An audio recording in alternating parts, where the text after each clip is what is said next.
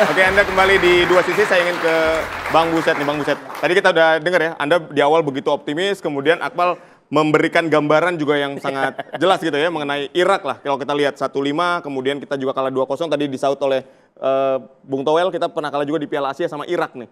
Nah, ini seperti apa sebetulnya? Apakah Kluivert dengan tim yang sekarang, dengan strategi yang sekarang ini bisa sebetulnya mengimbangi Menggigil Irak? Kluivert kayaknya kalau dengar pernyataan Akmal kayak barusan nih kayaknya.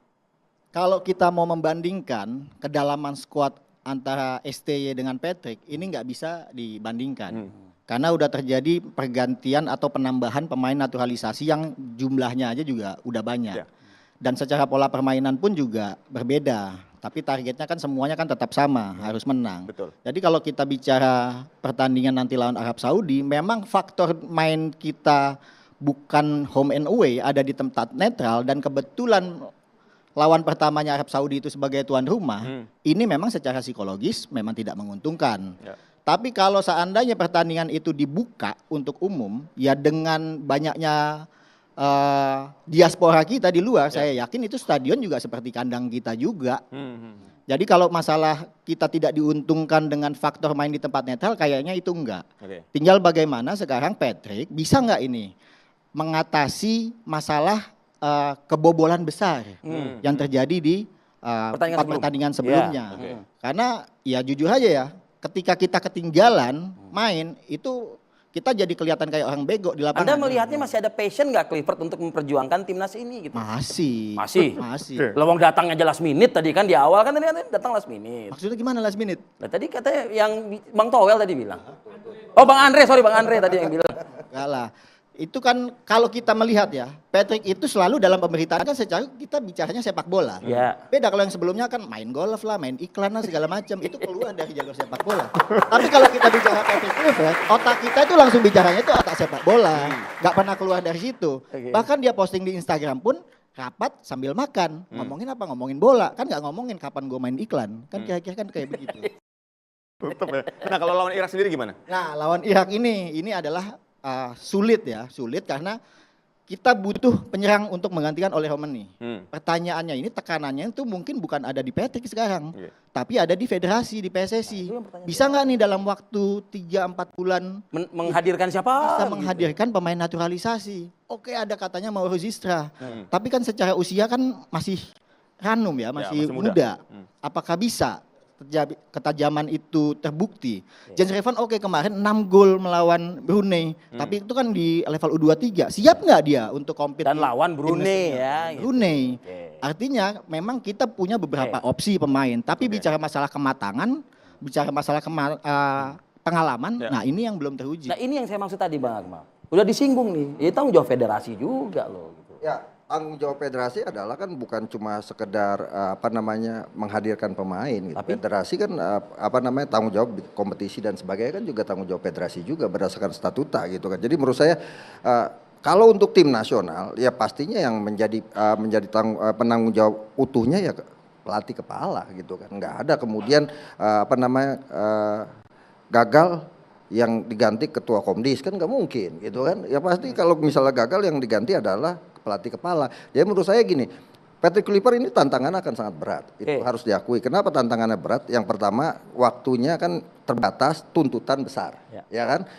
Ini yang kemudian harus dijawab oleh Patrick Kluivert dan timnya. Nah karena itu ada beberapa hal yang harus diantisipasi. Sekarang nih Kluivert sudah tahu bahwa kita akan berhadapan dengan Arab Saudi. Waktunya cuma beda 2 hari loh. Ya kan, dengan melawan Irak. Sementara yang diuntungkan adalah Arab Saudi. Arab Saudi itu diuntungkan. Setelah itu baru kemudian berhadapan dengan Irak di partai terakhir. Situasi ini yang tidak menguntungkan, yang juga kita harus lihat dari sisi objektif juga gitu kan. Nah karena itu menurut saya adalah kalau sekarang posisi Patrick Kluivert 50-50 seperti kata Bang Andri itu, ini kan warning untuk kemudian orang Indonesia tuh kalau kemudian ditantang dan dikasih warning, itu penampilannya akan lebih luar biasa dibanding dipuji-puji gitu kan. Jadi kalau bahasa agamanya gini, Benar juga sih. Kita di mana sana ilaik gitu kan. Takutlah kepada orang yang muji-muji. Jadi sebenarnya kalau orang yang mengkritik tuh kita harus berterima kasih. Kritik itu setengah dari penyelesaian masalah. Setengahnya lagi ada kerja keras di lapangan, dan ini adalah tugas Patrick Kluivert. Oke. Baik, saya ke Bang Andre Rosiade. Bang Andre, hanya terjeda 2 hari ya Ho ya menghadapi Arab Saudi dan juga Irak ini. Artinya Saya berharap kita menorehkan prestasi yang baik, prestasi yang membanggakan.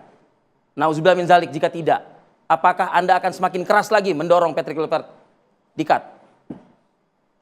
Kalau misalnya kita gagal, saya nggak perlu mendorong.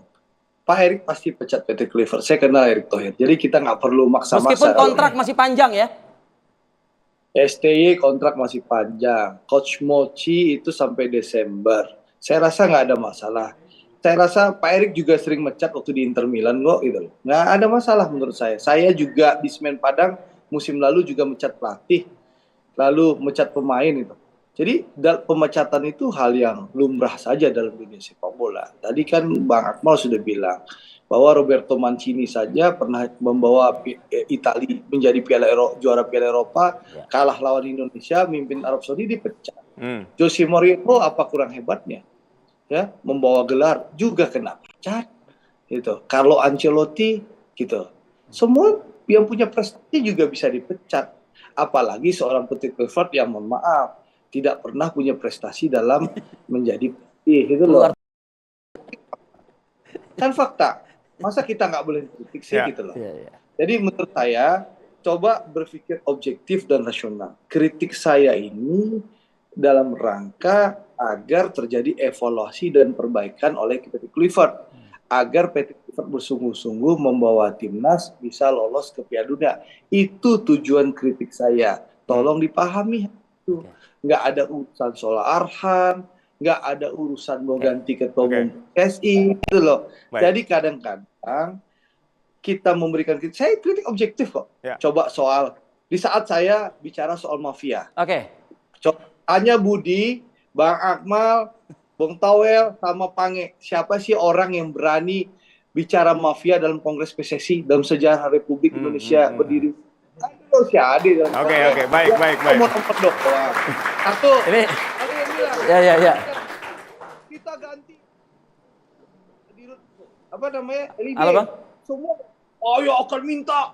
Kalau diwawancara. Pas resmi, siapa yang bicara? Hanya Semen Padang yang punya nyali. Oke.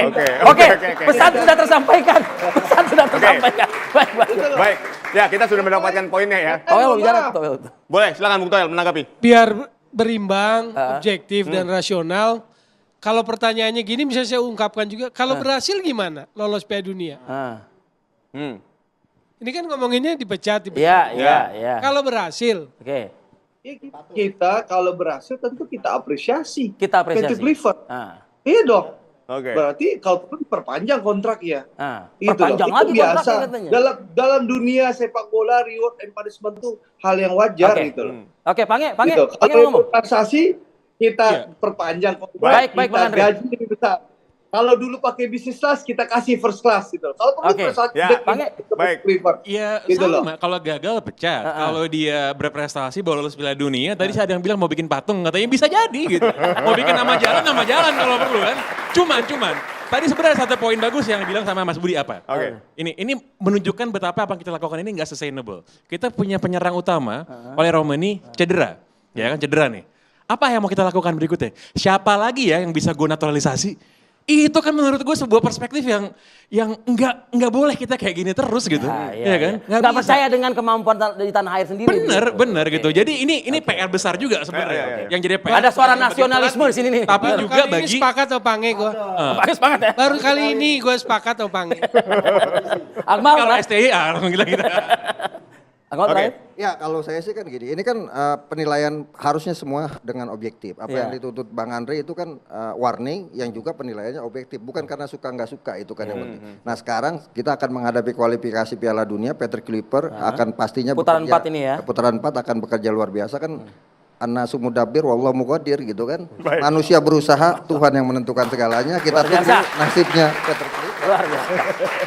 Oke, kita undang narasumber Waktunya berikutnya sudah yuk. habis, boleh ke Kita depan yuk. semua. Bang Dulu Andre narasumber. Rosiade, terima kasih Bang Terima malam kasih, ini Bang. betul. Bergabung melalui Zoom bersama kami. Sukses untuk Anda. Sukses sebagai apa Bang Towel? Tahun berapa? Silakan, Bang Oke, Andre, boleh semua silakan. narasumber ke Akan depan. datang. Jadi sekali lagi ya, apa yang disampaikan ini kritik untuk Patrick Kluivert Iya. supaya bisa menampilkan pertandingan terbaiknya di putaran kualifikasi Piala Dunia Betul. 2026. Jeda 2 hari saya nggak bisa membayangkan ngelawan Irak, ngelawan Arab Saudi Betul pula sekali. lagi. Semua kita berdoa ya, mudah-mudahan Indonesia menorehkan prestasi. Kali ini kita lolos Piala Dunia 2026. Amin ya robbal alamin. Akhir kata saya Arif Adil. Dan saya Aditya Nugroho, mewakili kru yang bertugas pamit undur diri. Saksikan terus Dua Sisi setiap Kamis pukul 8 malam waktu Indonesia Barat. Terima kasih dan sampai jumpa.